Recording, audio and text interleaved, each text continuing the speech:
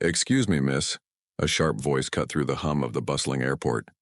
Nia turned to see an air hostess glaring at her, hands on hips, lips pursed in thinly veiled disapproval. "I'm sorry, but you can't board looking like that." Nia froze, clutching her boarding pass tighter as heat crept up her neck. She glanced down at her vibrant African print dress and intricate braids, symbols of pride and identity, and felt the weight of every nearby passenger's gaze. "What do you mean?" she managed, her voice trembling despite her effort to stay composed. "I mean," Claire continued, louder now, drawing attention from those around them, "there's a certain standard expected for first-class passengers. Perhaps something more appropriate would be better suited." The words hit like daggers. Nia swallowed hard, trying to steady herself. "This is who I am," she said softly, though loud enough for others to hear. "Are you saying my culture isn't appropriate?" Claire hesitated for a split second, before masking it with a tight smile. "It's just policy, ma'am. Nothing personal." But the way she emphasized policy made it feel deeply personal. As murmurs rippled through the crowd, Nia clenched her fists, determined not to let this moment break her. But the sting lingered, burrowing deeper than she cared to admit. Inside Nia was anything but quiet. Her mind raced back to moments when she'd stood tall despite adversity, like presenting her final project abroad or navigating stairs in foreign cities where her braids drew curious glances. She thought of her mother then, whispering lessons about dignity during their quiet evenings together. "You are beautiful because of who you are," her mother had always said. "Don't ever dull your light for anyone." Those words echoed now, grounding her even as shame threatened to rise. Her fingers brushed against the gold cuffs adorning her braids, a gift from her late mother, and she drew strength from their weight. This wasn't just fabric or hair. It was heritage, resilience, defiance against erasure. Yet here she stood, reduced to defending it in front of strangers. Still, something inside refused to crumble. If they wanted professionalism, she'd give them grace under fire. If they wanted conformity, she'd remind them why individuality mattered. Whatever came next, she vowed silently, she wouldn't back down. Not today, not ever.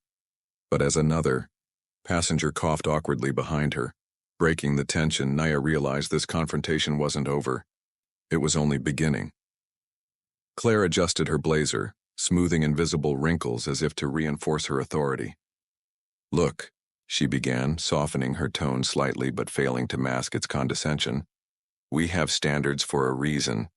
It's about maintaining decorum." Decorum. The word hung heavy between them, dripping with judgment. Nia tilted her head, studying Claire, not out of anger but curiosity. Beneath the crisp uniform and rehearsed expressions lay cracks. Was it insecurity? Fear of stepping outside rigid corporate lines? Or something uglier? "You're telling me decorum means stripping away someone's identity?" Nia countered, her voice firmer now. "Because if that's what you call professionalism, maybe it's time to rethink your definition." Claire faltered, caught off guard by Nia's poise.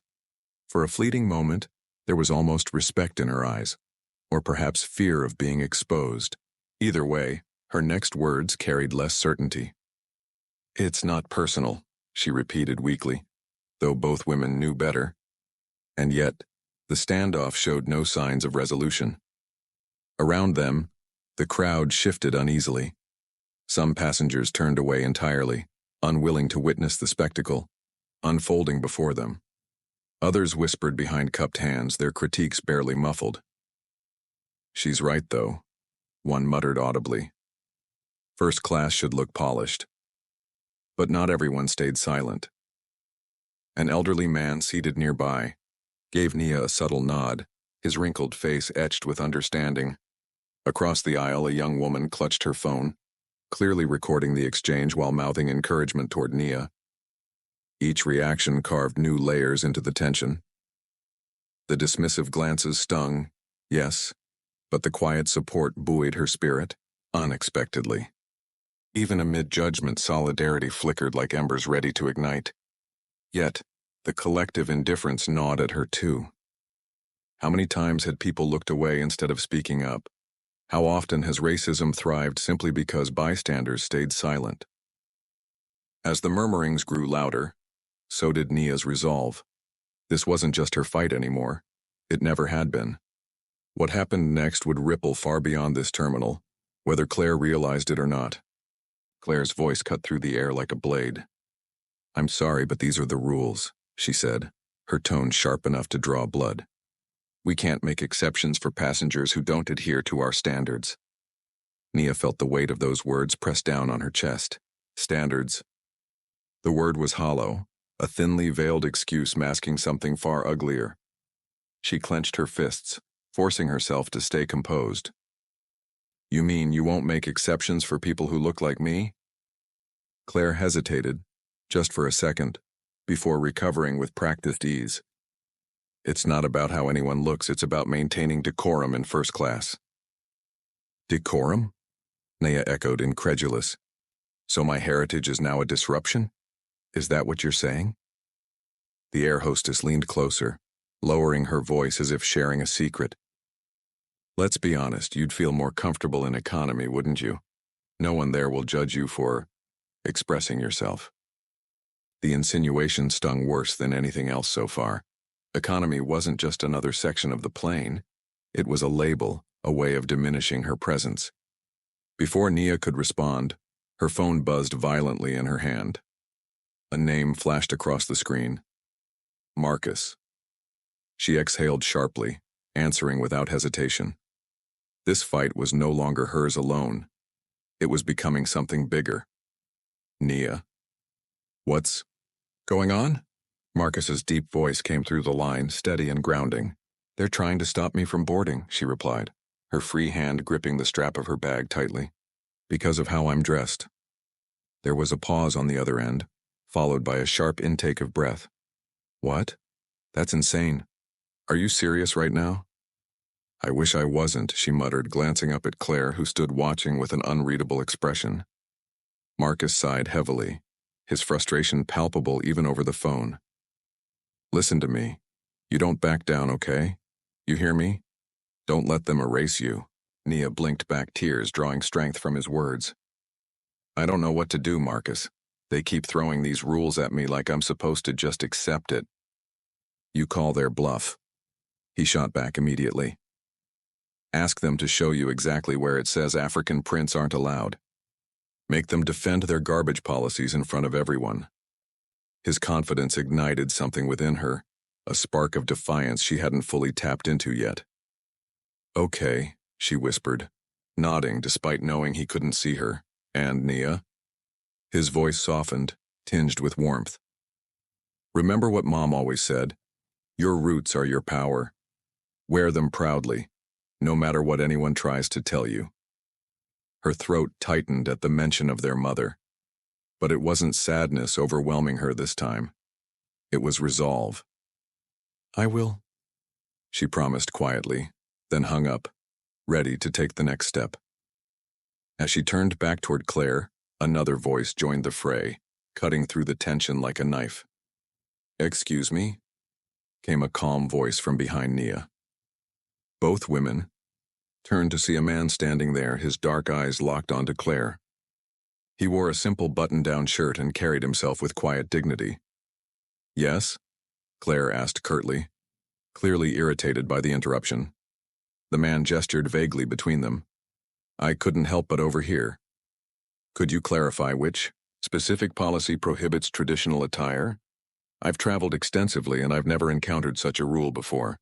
Claire blinked, momentarily thrown off balance.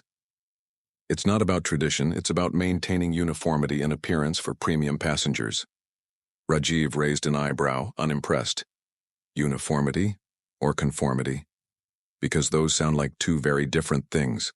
Nia stared at him, gratitude swelling in her chest. Until now she'd felt isolated in this confrontation, but here was someone willing to stand beside her, challenging the narrative without hesitation. Claire shifted uncomfortably under Rajiv's scrutiny. "Regardless, the policy exists for a reason," she insisted, though her voice wavered slightly. "For whose benefit?" Rajiv pressed, his tone still measured but firm. Because from where I'm standing, it looks like discrimination masquerading as professionalism. A murmur rippled through the crowd, some nodding in agreement while others exchanged uneasy glances. For the first time, Claire seemed unsure of herself, glancing around as if seeking backup. Nia seized the moment, stepping forward once more. If this is truly about policy, then I'd like to speak with your supervisor. Right now. Claire's face paled, but she nodded reluctantly, gesturing toward a nearby office. As Nia moved past her, Rajiv gave her a small nod of encouragement. This wasn't over, not by a long shot. The supervisor's office smelled faintly of stale coffee and polished wood. Behind the desk sat a middle-aged man with slicked-back hair and a practiced smile that didn't quite reach his eyes. "Miss Thompson," he began, gesturing for her to sit. "I understand there's been some confusion regarding our boarding protocols." "Confusion?" Nia echoed, incredulous. "Is that what you're calling outright discrimination?" He held up a hand, feigning patience. "Let's not jump to conclusions. Our policies are designed to ensure all passengers have a comfortable experience." "Comfortable for whom?" Nia shot back, leaning forward. "Because it feels like they're designed to exclude people who don't fit your narrow definition of acceptable." The supervisor cleared his throat, shuffling papers unnecessarily. "We pride ourselves on providing exceptional service, and sometimes that requires adhering to certain guidelines." "Guidelines rooted in bias," she interrupted, her voice rising. "Don't pretend this isn't systemic. Every word out of your mouth reinforces the problem." For a brief moment, he looked genuinely uncomfortable, but then his mask slipped back into place. "I assure you we'll review the situation thoroughly," he said, his tone dismissive. "Review." Another empty promise wrapped in corporate jargon. Nia clenched her fists, realizing this battle wouldn't end here. But as she stood to leave, determination burned brighter than ever. The system might be rigged, but she wasn't done fighting. Not yet. As Nia stepped out of the supervisor's office, her mind drifted back to memories of her mother. She could almost hear her voice now, soft but unwavering. Dignity isn't given, it's claimed. Her mother had faced similar battles, though quieter ones. She'd taught Nia to carry her culture like armor, to wear it proudly even when others tried to strip it away. Those lessons had shaped her, fortified her against moments like this. Tears pricked at the corners of her eyes, but she blinked them away. This wasn't just about her. It was about every person who'd ever been told they weren't good enough because of who they were. She thought about Marcus's words, about Rajiv's unexpected support, and felt a surge of strength. She wouldn't let them win, not today. But as she glanced at the clock, panic began to creep in. Time was running out, and missing her flight meant missing something far more important. The announcement blared over the intercom. "Final boarding call for Flight 417 to Accra." Nia's heart sank. She was still stuck in limbo, caught between bureaucratic red tape and her own refusal to compromise. Missing this flight wasn't just inconvenient. It meant missing her grandmother's birthday celebration, a milestone her family had planned for months. Her hands trembled as she clutched her boarding pass. How could something so trivial, a dress code policy, derail everything? It wasn't just about clothes, it was about control, about erasing pieces of her identity until she fit neatly into their mold. A tear slipped down her cheek, but she wiped it away quickly. She couldn't fall apart now, not when so much was at stake. As she stood there weighing her options, a new thought began to form. If the airline wouldn't listen, maybe the world would. Nia's hands trembled as she pulled out her phone, but her resolve was unshakable. "If you're so confident in your policies," she said, her voice steady despite the storm raging inside her, "then let the world see this." She pressed record and held the device up, capturing Claire and the supervisor frozen mid-conversation. The air seemed to crackle with tension as nearby passengers began to take notice. Some craned their necks, others whispered amongst themselves, but all eyes were drawn to the unfolding scene. Claire's face flushed crimson. "Miss Thompson, there's no need for that," she stammered, gesturing toward the phone. "No need," Nia repeated, her tone sharp enough to cut glass. You've made it clear that my identity isn't welcome here. Maybe the rest of the world should decide whether they agree. The crowd swelled around them, curiosity turning into something more. A collective anticipation that buzzed through the terminal like electricity. Passengers who had once looked away now leaned in, their expressions ranging from disbelief to quiet support. As the recording continued, Nia felt a shift within herself. She wasn't just fighting for her seat on the plane anymore. She was fighting for everyone who'd ever been told they didn't belong. Her phone buzzed again, Marcus calling back. But she couldn't answer right away. Something told her this moment was about to grow far beyond anything she'd imagined. Nia, are you okay? Marcus's voice came through the speaker, urgent but controlled. I'm fine, she replied, clutching the phone tightly. But things are escalating fast. Good, he said, his tone shifting to one of determination. Because Dad's on his way.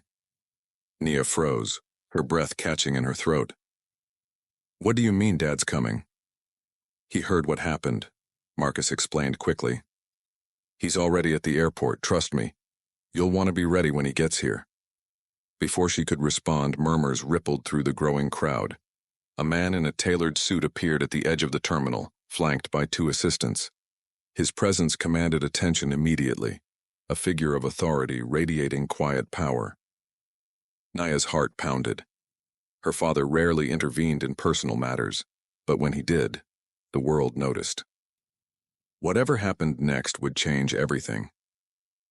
Dr. Elijah Thompson moved through the crowd like a force of nature, his polished leather shoes clicking against the tiled floor.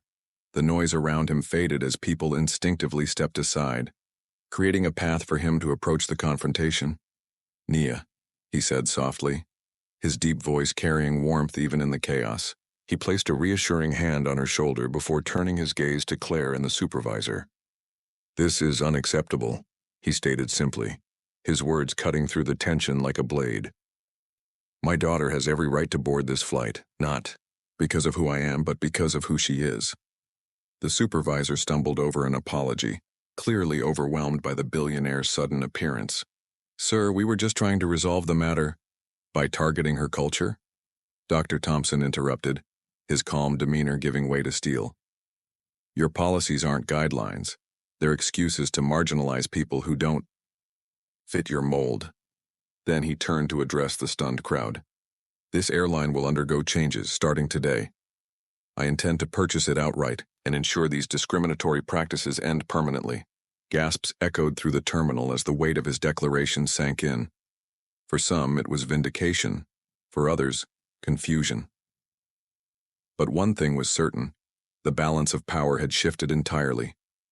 Nia watched her father, pride swelling in her chest alongside a flicker of unease. Was buying the airline the right solution? Or would it undermine the message she'd been fighting to send? As whispers spread through the crowd, opinions began to diverge. Finally, someone's standing up to them, one woman exclaimed, clapping, enthusiastically, but another passenger frowned, shaking his head. Buying the airline doesn't fix racism, it just buys silence. What happens when the cameras leave? Nia overheard the exchange and felt the tension rise within her. Her father's wealth was undeniable, but was it justice or merely privilege masquerading as progress? Even Claire seemed conflicted, glancing between Dr. Thompson and the murmuring crowd. The system she'd enforced for years was crumbling before her eyes, leaving her unsure of where she stood. For Nia, the debate wasn't abstract. It was deeply personal. How could she reconcile her family's resources with the broader fight against systemic racism? The question lingered in the air unanswered as she stepped forward ready to speak. Silence fell over the terminal as Nia approached the makeshift stage created by the crowd. Every eye was on her, waiting for her next move. I want to thank my father for stepping in, she began, her voice strong despite the emotion swirling inside her. But this isn't about money, it's about dignity, about recognizing that no policy, no rule can strip us of our humanity. She paused, letting her words sink in. Yes, change needs to happen. But true change comes from listening, not buying. From understanding, not silencing. Her gaze swept across the audience, meeting the eyes of those who had supported her and those who had doubted her. We carry our identities not as burdens, but as badges of honor. And no amount of wealth can replace the courage it takes to stand up for who we are. Applause erupted, spontaneous and heartfelt as tears streamed down Nia's face. Her speech wasn't just for the passengers or the staff. It was for anyone who'd ever been told they didn't belong. But as the cheers subsided, a new realization dawned on her. This victory wasn't the end. It was only the beginning. Within weeks, Dr. Thompson's influence began to reshape the airline from the ground up. Updated policies rolled out. Dress codes were revised to celebrate diversity, mandatory diversity. Training became a cornerstone of employee onboarding, and leadership positions were restructured to ensure representation at every level.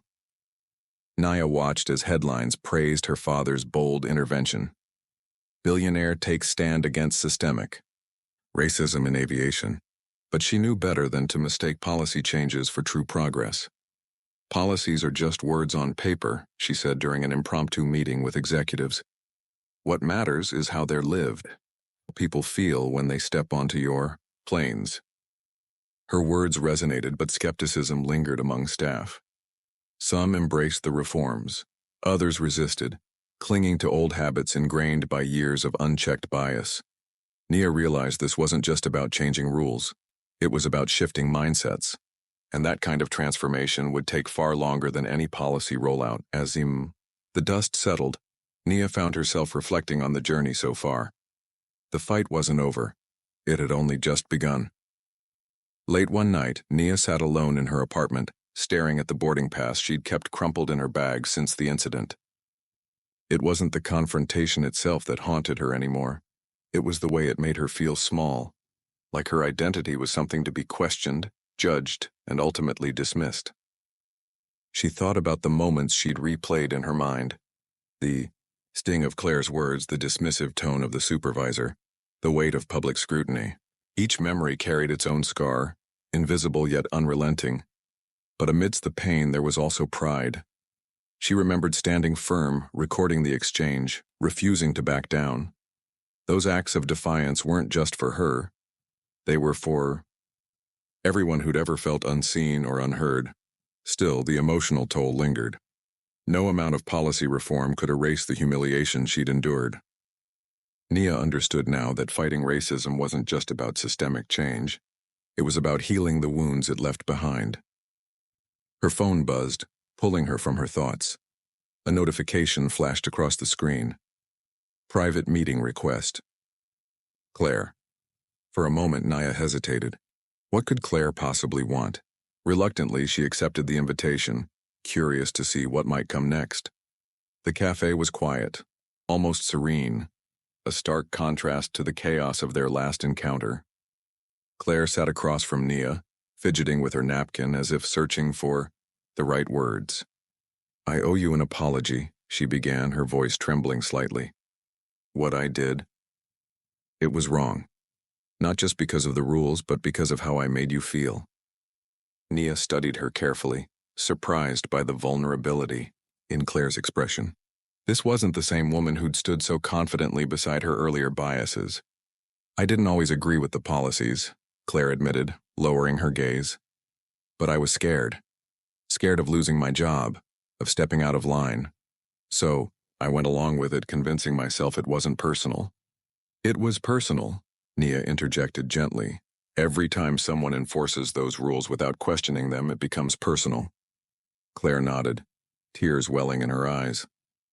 "I'm sorry, truly. I hope someday you can forgive me, not just for what happened, but for all the times I stayed silent." Nia didn't respond immediately. Forgiveness wasn't easy, but she recognized the courage it took for Claire to admit her role in perpetuating harm.